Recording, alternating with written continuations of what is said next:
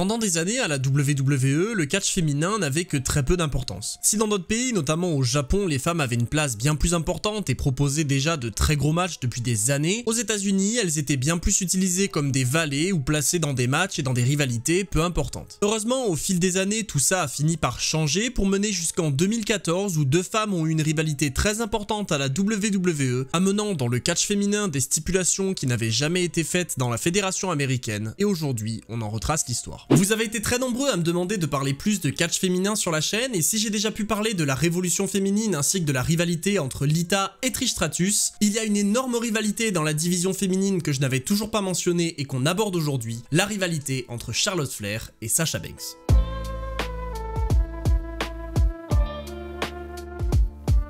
Pour parler de cette rivalité, il faut d'abord rapidement parler du passé des deux femmes. D'un côté, on a Sasha Banks, fan de catch depuis sa plus tendre enfance, qui a évolué à la fin des années 2000 sur le circuit indépendant aux États-Unis, avant de finalement atteindre son objectif en 2012 lorsqu'elle rejoint la WWE du côté de NXT. Elle a donc dû, durant toutes ces années, prouver sa valeur et se faire un nom toute seule pour s'ouvrir les portes de la plus grande promotion de catch aux États-Unis. De l'autre côté, on retrouve Charlotte Flair. Fille du légendaire Ric Flair, légende du catch qu'on ne présente plus, celle-ci n'a pas immédiatement été attirée vers la discipline dans sa jeunesse pour des raisons évidentes et elle s'est donc plutôt orientée vers d'autres sports. Mais finalement, en 2012, elle rejoint également NXT pour y apprendre le catch et décide d'en faire sa carrière. On voit donc déjà que si à terme les chemins de ces deux femmes vont finir par se croiser, à la base elles ont un parcours extrêmement différent, ce qui va permettre de grandement crédibiliser leur rivalité. On arrive à ce moment-là en 2014, les deux femmes ont fait leur début à NXT il y a maintenant quelques temps et c'est Charlotte Flair qui a eu une progression bien plus rapide puisqu'elle est à l'époque championne NXT après avoir remporté un tournoi. Les deux femmes que tout oppose sont d'abord associées pendant quelques temps avant de se séparer et si pendant des mois Sasha Banks s'éloignera du titre NXT, c'est en fin d'année 2014 que les chemins de ces deux femmes vont se recroiser. Sasha défie Charlotte pour son titre lors de NXT TakeOver or Evolution, mais elle perd le match ainsi que les revanches qui auront lieu dans les semaines suivantes, mais finalement c'est lors de NXT TakeOver Rival que Sasha Banks obtient une dernière chance au titre dans un Fatal 4-Way aux côtés de Becky Lynch et Bayley, et enfin la jeune femme qui a rêvé toute sa vie de devenir championne à la WWE remporte le titre le plus important de la branche jaune. Suite à ça, les chemins de Charlotte et Sasha vont s'éloigner quelques temps puisque la championne entrera en rivalité contre Bayley, mais c'est à la mi-2015 qu'une annonce de Stephanie McMahon va venir bouleverser le roster principal et relancer pour de bon la rivalité entre les deux femmes. Lors du Raw du 13 juillet 2015, Stephanie McMahon annonce la révolution féminine à la WWE, faisant venir de NXT 3 catcheuses, Becky Lynch, Sasha Banks et Charlotte Flair. Initialement, l'histoire des trois femmes ne sera pas très intéressante puisqu'elles seront chacune placées dans une équipe aux côtés de catcheuses du roster principal, et si Charlotte Flair va plutôt bien réussir son passage dans le roster principal, remportant le titre des divas quelques temps après son arrivée, on ne peut malheureusement pas en dire autant pour Sasha Banks qui reste plutôt au second plan. Mais finalement, mi-2016, lors de WrestleMania 32, le chemin des deux femmes va être amené à se recroiser puisqu'en plus de l'annonce d'un nouveau titre de championne, Charlotte doit le défendre dans un match triple menace contre Becky Lynch et Sasha Banks. Bien que ce soit un match triple menace, il peut être vu véritablement comme le déclencheur de la rivalité entre Charlotte et Sasha dans le roster principal, puisque si on était nombreux à espérer voir la boss, la cousine de Snoop Dogg et fan de Eddie Guerrero repartir avec la ceinture pour accomplir son rêve, c'est bien la fille du 16 fois champion du monde de la WWE qui conserve son titre grâce à celui-ci.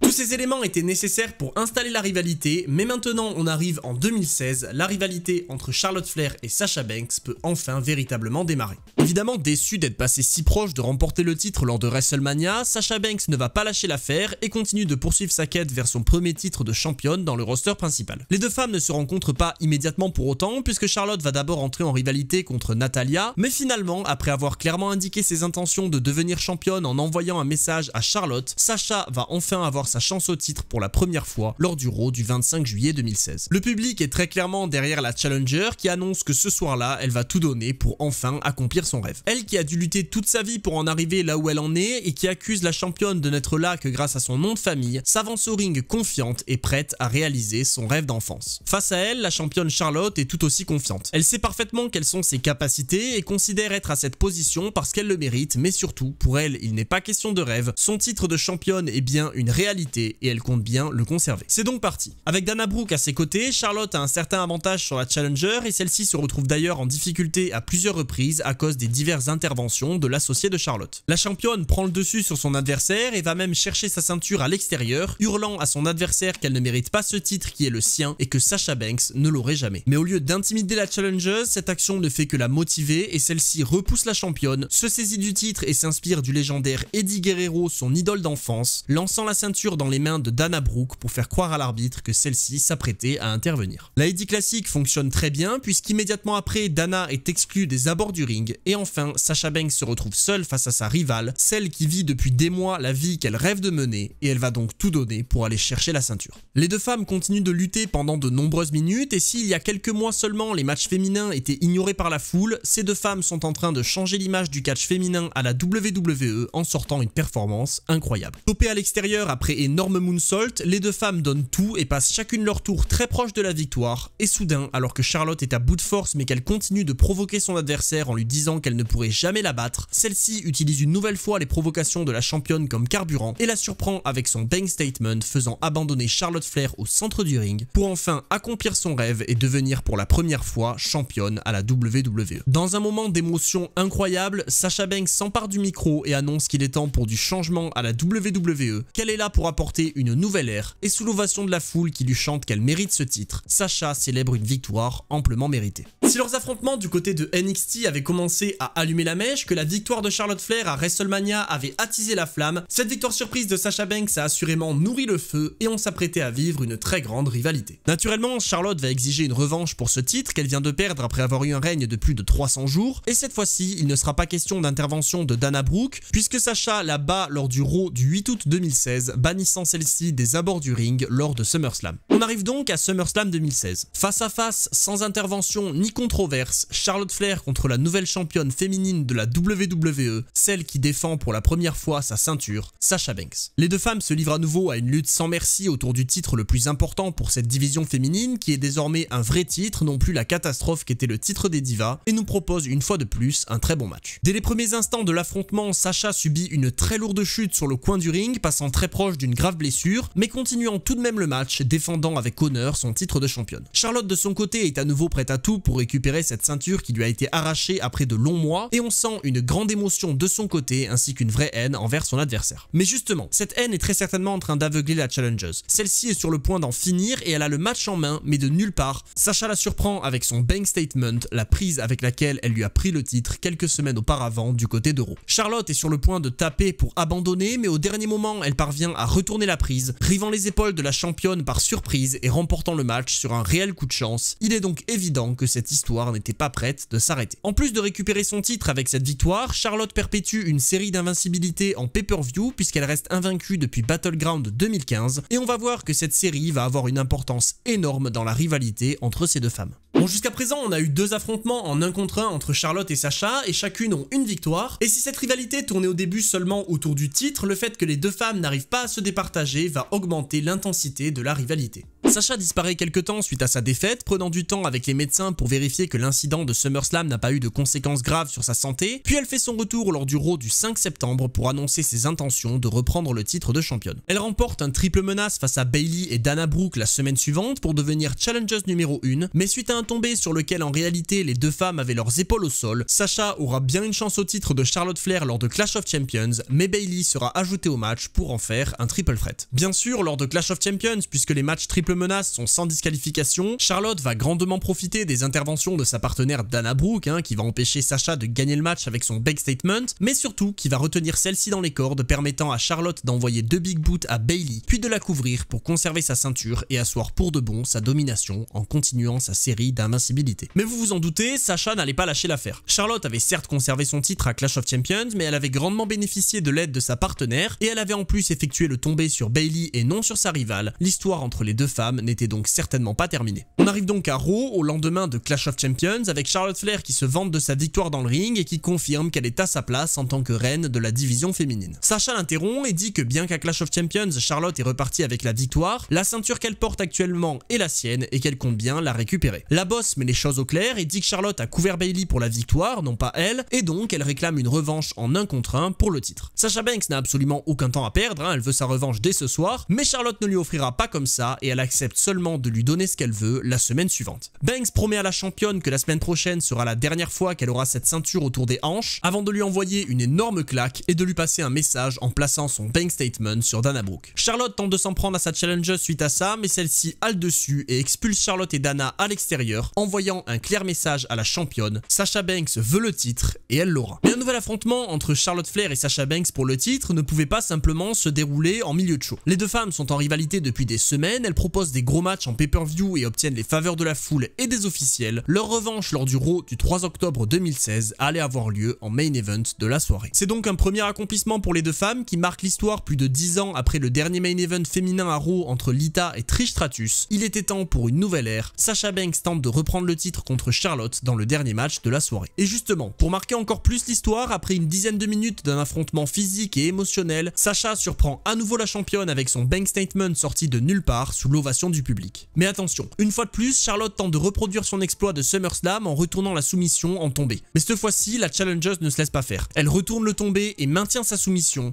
Charlotte n'a plus de solution, elle est obligée d'abandonner et nous avons officiellement une nouvelle championne féminine. Pour seulement la troisième fois de l'histoire à l'époque, des femmes font le main event de Raw et après un match de dingue, Sasha confirme ce qu'elle dit depuis des semaines. Ce titre est bel et bien le sien et elle vient de le récupérer de la plus belle des manières. À ce moment-là, l'histoire est vraiment excellente. Charlotte a réussi à battre Sasha une seule fois sur un coup de chance lors de SummerSlam et elle reste invaincue en pay-per-view grâce à sa victoire sur Bayley à Clash of Champions. Mais à chaque fois que Charlotte a dû défendre le titre à la loyale lors de Raw, c'est Sasha qui est reparti avec la victoire et on peut donc dire qu'elle a à ce moment-là l'avantage dans la rivalité. Mais vous le savez maintenant, je vous avais prévenu que cette rivalité allait marquer l'histoire et allait être l'une des rivalités qui allait vraiment bouger les choses à la WWE et il fallait donc continuer sur cette lancée. Deux femmes qui font le main event de Raw, c'est bien, mais bon, ça a déjà été fait. Et puis en plus, Charlotte a le droit à une autre revanche face à Sasha lors du prochain pay-per-view qui s'avère être Hell in a Cell. Et donc, pour marquer l'histoire une fois de plus, lors du Raw du 10 octobre, Sasha Banks va lancer un défi qui va mener à un moment très important de l'histoire. Elle défie Charlotte Flair pour le titre de championne de la WWE dans un Hell in a Cell match lors du prochain pay-per-view. Mais bon, allez, Main Event Hero c'était cool, faire le premier Hell in a Cell match féminin de l'histoire c'est incroyable, mais quitte à écrire l'histoire, autant le faire jusqu'au bout. On arrive à Hell in a Cell 2016 et pour la première fois de l'histoire, c'est le match féminin qui clôture la soirée en Main Event.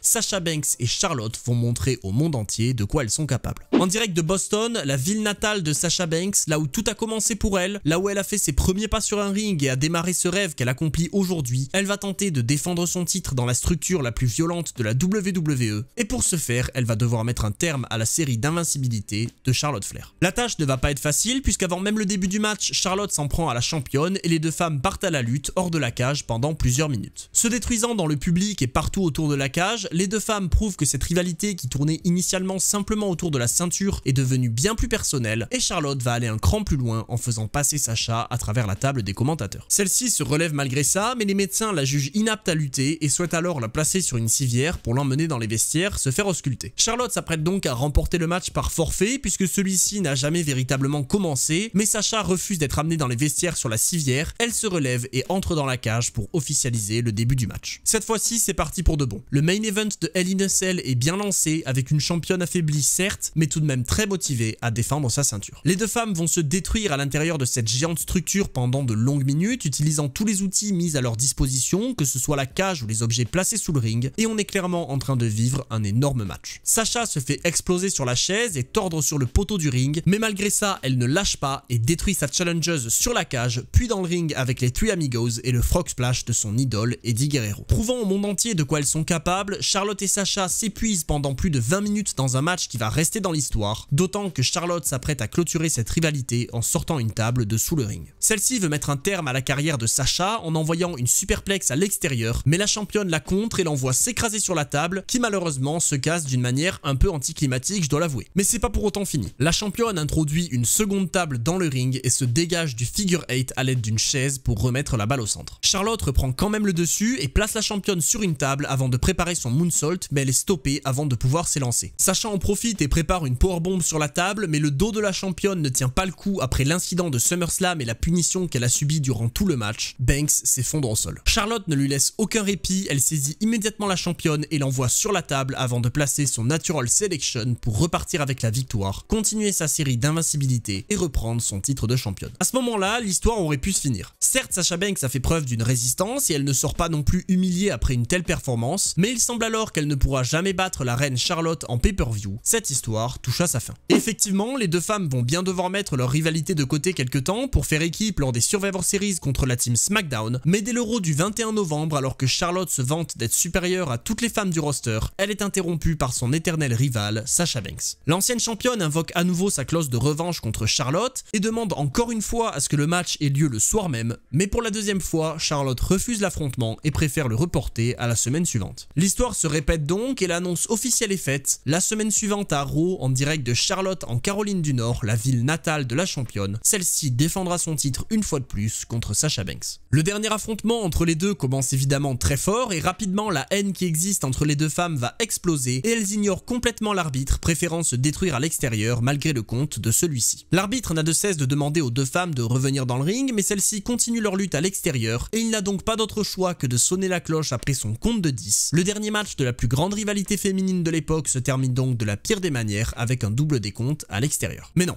Vous vous en doutez, on peut pas s'arrêter là. Le commissionnaire Mick Foley fait son entrée et annonce qu'il est hors de question qu'une telle rivalité se règle de cette manière. Foley annonce que le match va reprendre, mais pas tout de suite. Pour clôturer tout ça, il faut que les enjeux soient encore plus grands. Et donc, dans le main event, Charlotte défendra son titre contre Sasha Banks dans un Falls Count Anywhere pour régler cette histoire pour de bon. Les deux femmes font donc leur entrée plus tard dans la soirée pour la deuxième fois et cette fois-ci, la lutte à l'extérieur va réellement pouvoir exploser avec l'utilisation d'objets et de tous les éléments situés autour du ring. Pas de disqualification ni de décompte à l'extérieur, il suffit de couvrir son adversaire ou de la faire abandonner pour repartir avec le titre et le match peut prendre fin n'importe où. Il est vraiment l'heure de régler cette rivalité. Charlotte démontre une fois de plus son talent athlétique incroyable en envoyant un énorme moonsault depuis la table des commentateurs, mais Sasha, dont le corps vient d'être écrasé sur le béton, parvient tout de même à relever l'épaule. La guerre continue et la challengeuse reprend le dessus, punissant la championne à coups de kendo stick et forçant celle-ci à fuir dans le public de sa propre ville. L'affrontement dure depuis maintenant de longues minutes et les deux femmes se sont poussées à bout. Et justement, Sasha va en profiter. Elle surprend la championne, la coince dans la rambarde des escaliers et lui place un Extreme Bank Statement, la forçant à abandonner sous les yeux de son propre public, laissant tomber son règne de championne et donnant la victoire à Sasha Banks qui réalise une nouvelle fois l'exploit. Une fois de plus, après avoir raté sa chance en pay-per-view, Sasha profite de sa revanche lors de Raw pour tout donner et venir à bout de sa rivale. Sasha Banks bat une fois de plus Charlotte Flair pour, on l'espère, clôturer cette rivalité. En plus de ça, la nouvelle championne est rejointe et même adoubée par le seul et unique Ric Flair, pourtant père de Charlotte, et on peut donc officiellement dire que Sasha Banks, la championne, est supérieure à Charlotte Flair, et c'est ainsi que la rivalité prend fin. Bon, vous vous en doutez, hein, elles ont marqué l'histoire à plusieurs reprises au fil de cette rivalité, il fallait bien continuer et remettre ça une dernière fois. Bon, ça a déjà été dit à de très nombreuses reprises, mais franchement, à l'époque, les revanches incessantes avec des changements de titre constants, c'était un peu lassant, mais malgré ça, Charlotte obtient pour la dernière fois une chance au titre de Sasha en pay-per-view lors de Roadblock End of the Line pour cette fois-ci réellement mettre un point final à cette histoire dans un Iron Woman match pour la première fois dans le roster principal. 30 minutes pour se départager et prouver qui réellement est la meilleure entre Charlotte Flair et Sasha Banks pour le titre de championne féminine. Sasha fera savoir dans des interviews qu'elle respecte Charlotte même si elle considère que celle-ci est à cette position grâce à son nom alors que Sasha, elle, est là uniquement grâce à son travail et à sa persévérance et il est temps de prouver enfin qui de la fille prodige ou de l'underdog est la meilleure. Les deux femmes luttent dans un match à la fois très physique mais surtout très psychologique pendant de longues minutes et après 20 longues minutes d'affrontement, c'est Charlotte qui prend l'avantage en marquant le premier point après un Natural Selection du haut de la troisième corde. 2 minutes plus tard seulement, la championne égalise avec un tombé surprise et la balle revient donc au centre. Il ne reste que 8 minutes aux deux femmes pour se départager et régler cette guerre. Le vrai match ne commence donc officiellement que maintenant et Charlotte tente immédiatement de prendre le dessus avec son moonsault mais celui-ci est esquivé par la championne. Sasha en profite et coince sa challengeuse dans le bank statement et après avoir réussi à s'en dégager une première fois, Charlotte est contrainte de taper à seulement 6 minutes de la fin du match. Celle-ci ne se laisse pas pour autant abattre et profite du genou blessé de la championne pour reprendre le dessus dans le match, détruisant la jambe de son adversaire pendant de longues minutes et ne lui laissant aucune chance en utilisant tout ce qui est à sa disposition. Et à moins d'1 minute de la fin du match, la championne se retrouve coincée dans le figure 4 leg lock de Charlotte. Sacha n'a qu'à tenir une trentaine de secondes pour s'accrocher à son titre et enfin le conserver pour mettre un terme à la série d'invincibilité de sa rivale, mais aussi et surtout pour prouver que son travail paye plus que celui de Charlotte Flair qui a en réalité eu une première chance à la WWE en partie grâce à son nom. La championne résiste malgré la douleur et se tord dans tous les sens, il ne lui reste plus que 10 secondes à tenir. Charlotte maintient la pression alors qu'il ne reste plus que 5 secondes, mais cette fois-ci ça en est trop. Sacha ne peut plus tenir, elle tape au sol à 2 secondes de la fin du match qui se termine alors sur un match nul. Évidemment, la rivalité aurait pu se finir là-dessus. Et franchement, ça aurait été pas si mal. Deux femmes avec un parcours si différent, l'une qu'on accuse de n'être là que grâce à son nom de famille et qui se tue chaque semaine pour prouver qu'elle mérite sa place, et l'autre qui justement n'a eu aucune aide et dont tout le monde reconnaît le talent et le mérite, mais qui au terme d'une énorme rivalité qui écrit l'histoire, n'arrive pas à se départager. Mais non.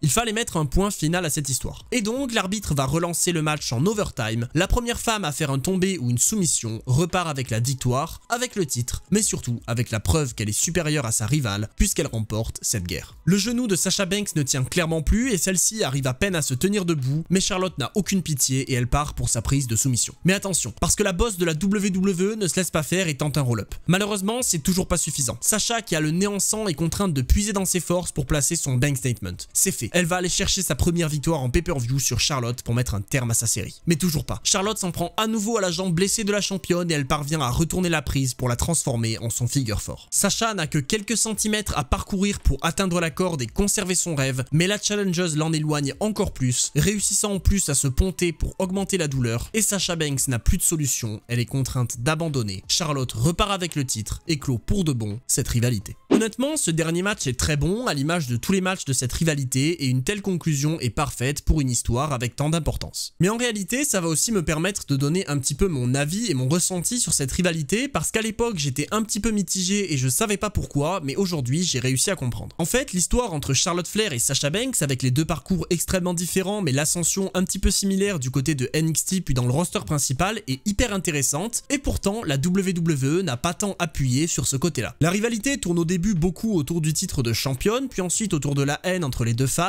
mais selon moi, la rivalité aurait profité encore plus si la WWE avait mis une plus grande emphase sur la différence de leurs deux parcours, parce que si la rivalité est déjà très importante et historique avec des stipulations jamais vues entre deux femmes, l'ajout d'une histoire encore plus poussée aurait pu la rendre parfaite. Mais malgré ça, l'opposition de style et de parcours collait parfaitement à ce qui a voulu être raconté, et avec des matchs qui n'avaient jamais été proposés auparavant, Charlotte et Sasha ont eu l'une des plus grandes rivalités féminines à la WWE, et c'était un plaisir de revivre tout ça. J'espère que cette vidéo vous aura plu et qu'elle vous aura permis de revivre cette rivalité entre Charlotte Flair et Sasha Banks qui a vraiment marqué l'histoire. Et si c'est le cas, n'hésitez pas à me le dire dans les commentaires et à me rejoindre sur ma chaîne Twitch et ma chaîne secondaire, les liens sont en description. Et d'ici là, je vous dis c'était Monsieur Hawkin et on se retrouve très vite pour d'autres histoires.